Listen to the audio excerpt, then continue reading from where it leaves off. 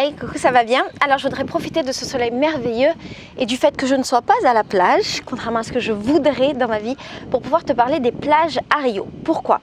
Les plages à Rio, c'est des endroits merveilleux pour plein de raisons, mais aussi c'est des endroits avec des dangers, des choses auxquelles il faut faire attention.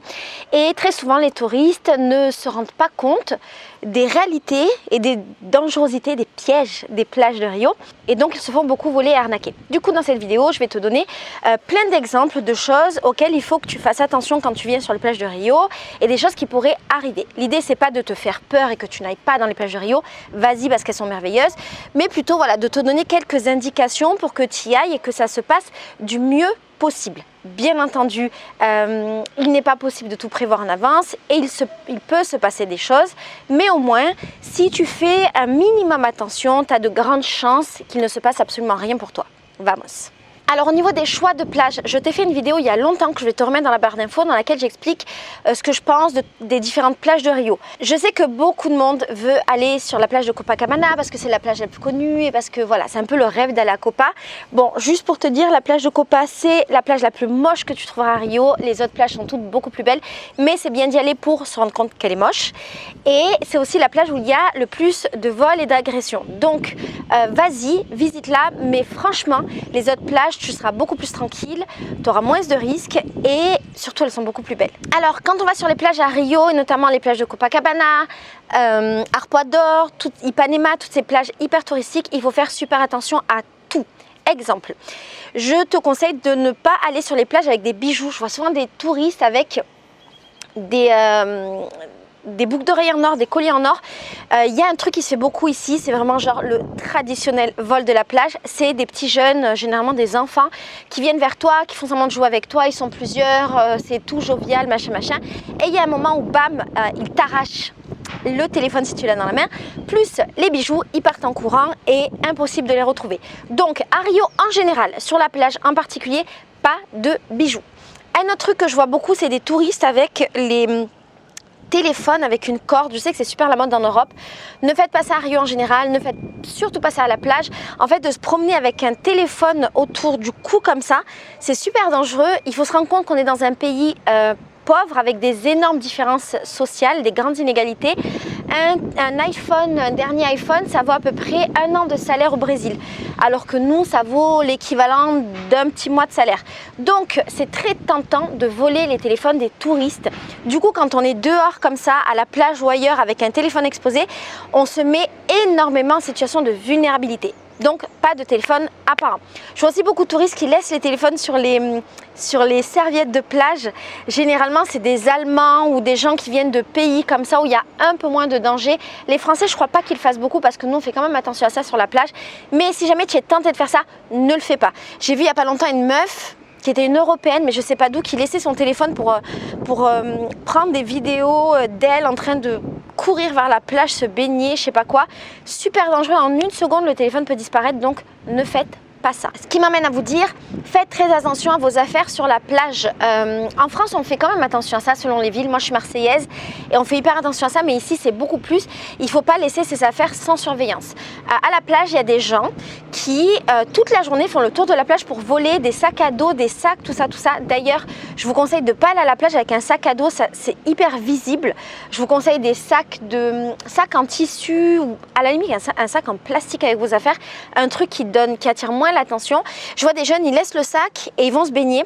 C'est super dangereux, il y a énormément de chances de se le faire voler. En plus, c'est facile, il suffit qu'un mec passe. Généralement, c'est des mecs.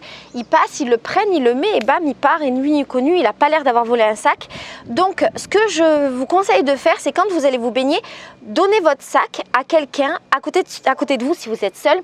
Généralement, moi, quand je le fais, déjà, je vais avec un panier hyper coloré, super girly, comme ça au moins, il y a un peu moins de chances de me faire voler. Mais si toutefois je suis seule et que voilà, j'ai un peu peur pour mes affaires, ben, je prends une famille, une maman avec des enfants, des gens qui m'inspirent confiance, qui sont bien installés. Comme ça, je leur laisse, je leur demande, sans savoir parler portugais, on peut leur demander, ils comprennent très bien. Et je vais me baigner et après je reviens. Donc ne pas laisser ses affaires sans surveillance. Quand je dors, sur la plage, ce que je fais, c'est que j'accroche mon sac à ma chaise. Souvent, on loue des chaises, et je reviendrai sur le sujet, on loue des chaises sur la plage. J'accroche mon sac, comme ça, si jamais le mec veut me voler mon sac, ben, il doit voler la chaise avec. Et il n'y arrivera pas. J'ai déjà vu plein de fois des vols de claquettes. Je sais, ça a l'air ouf. Vols de chaussures, de baskets, de claquettes. J'ai déjà eu des copines à moi qui se sont retrouvées sans chaussures. Je comprends pas le délire, mais pourquoi pas? Donc voilà, faire un petit peu attention aussi à ces claquettes. Moi, ce que je fais, c'est que je les mets un petit peu sous ma serviette de plage. J'ai ma serviette comme ça, je mets mes claquettes en dessous.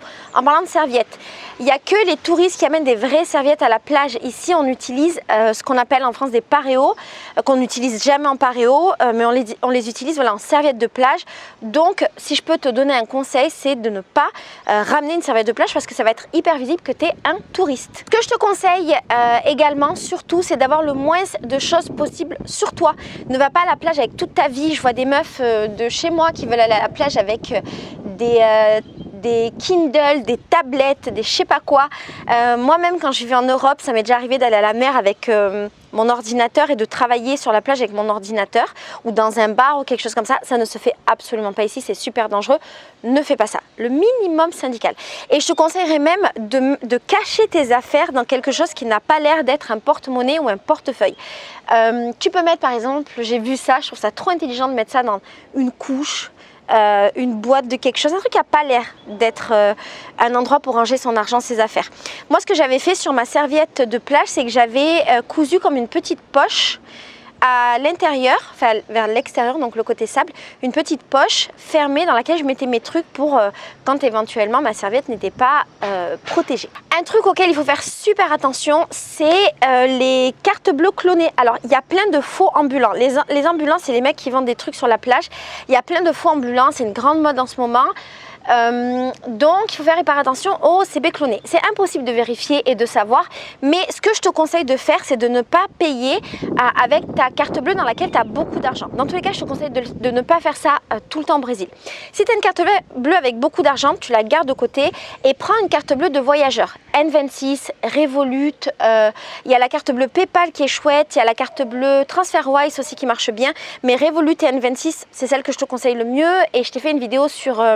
Je t'ai fait des vidéos sur la carte bleue Revolut qui à mon sens est la meilleure parce que sur Revolut tu peux avoir ton argent sur ta carte bleue et avoir ce qui s'appelle des coffres, c'est à dire que si tu as mettons 1000 € sur ta carte bleue, tu peux mettre 900 € dans un coffre, donc c'est comme un sous-compte de ton compte et 100 € disponibles sur ton compte. Ça veut dire quoi? Ça veut dire que si quelqu'un clone ta carte ou essaye de te voler, il pourra te voler dans la limite de ces 100 €.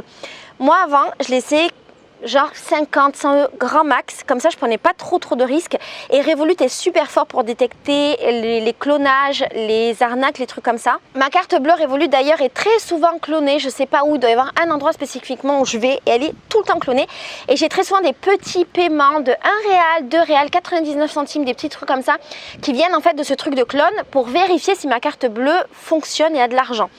Revolut bloque tout le temps, donc généralement je me fais pas voler de l'argent, mais une fois on a essayé de me voler une grosse somme sur ma carte et ensuite Revolut m'a remboursé. Tout ça pour dire que ne paye pas avec ta carte qui a le plus d'argent parce que c'est un risque.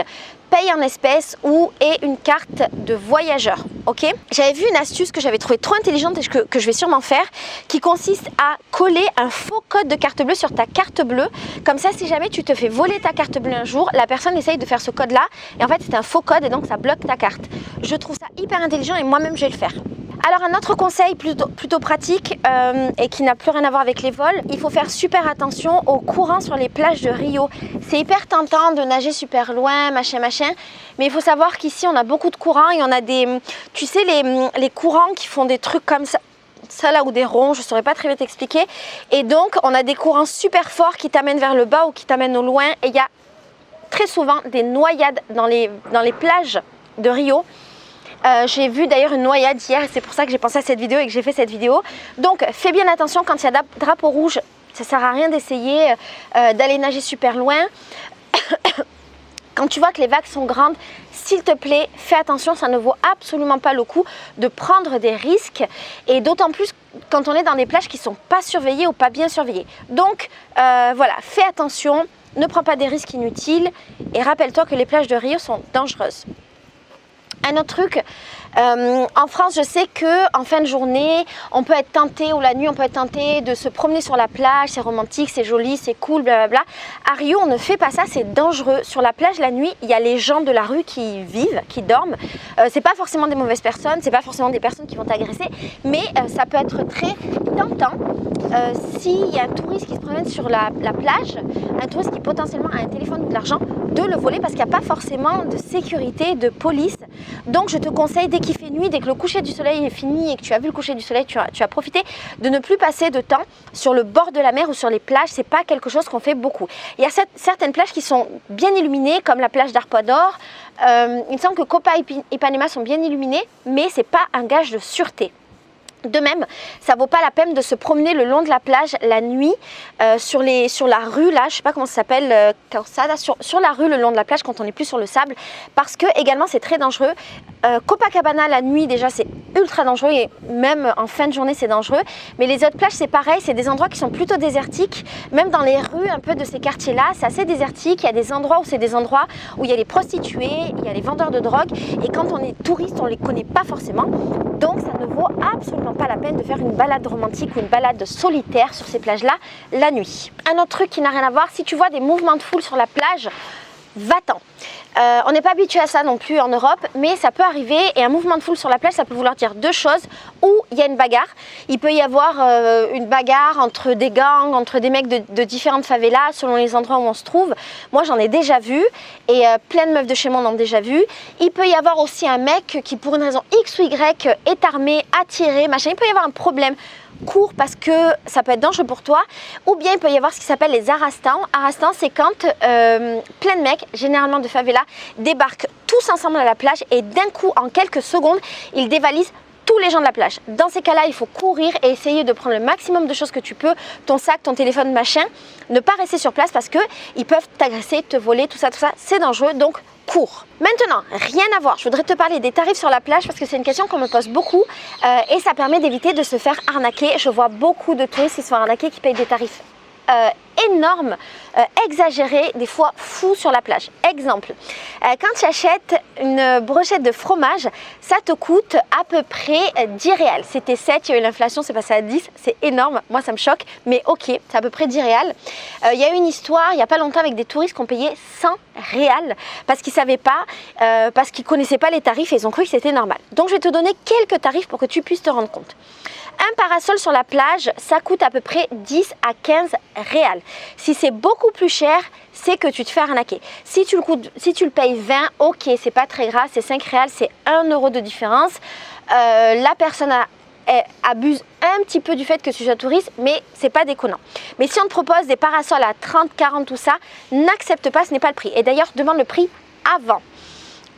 Une chaise sur la plage, c'est très commun, tout le monde est sur des chaises, rarement tu vas avoir des Brésiliens sur le sable directement, ça vaut entre 5 et 10 réals selon les endroits. Si c'est plus, c'est qu'on essaye d'abuser du fait que tu es un touriste, donc n'accepte pas. Encore une fois, demande avant.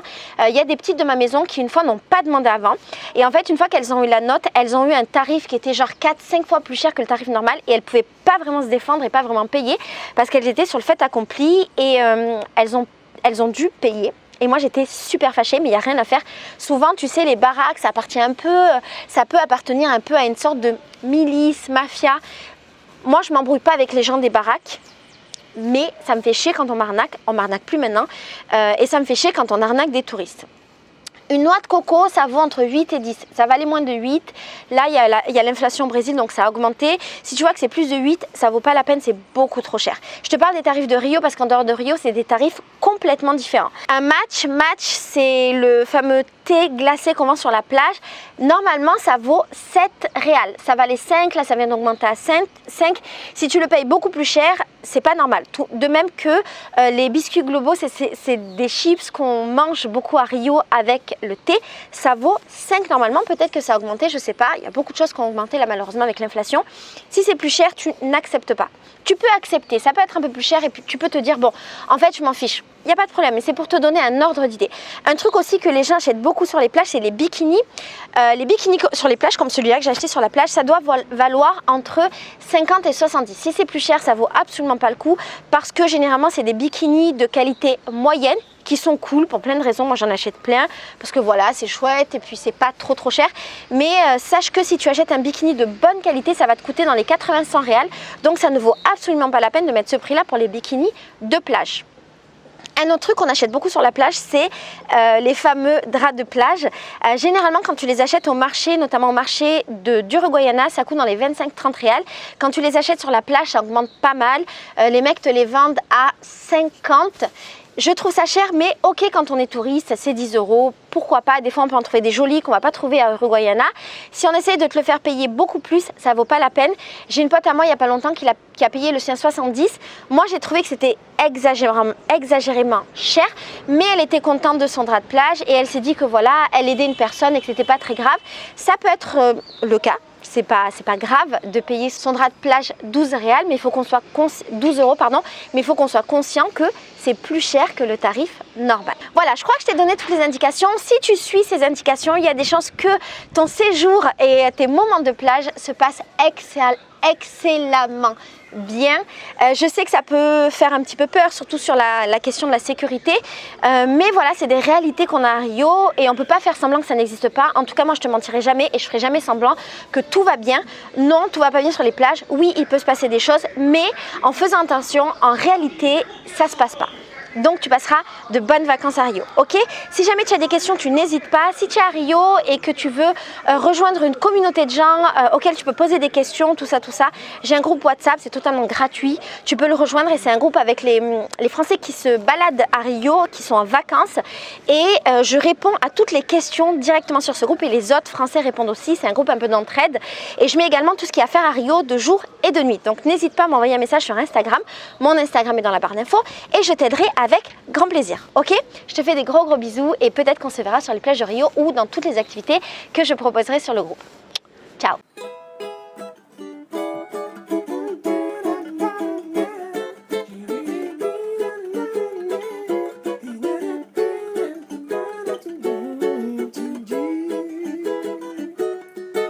Eu disse a você que eu tinha amor.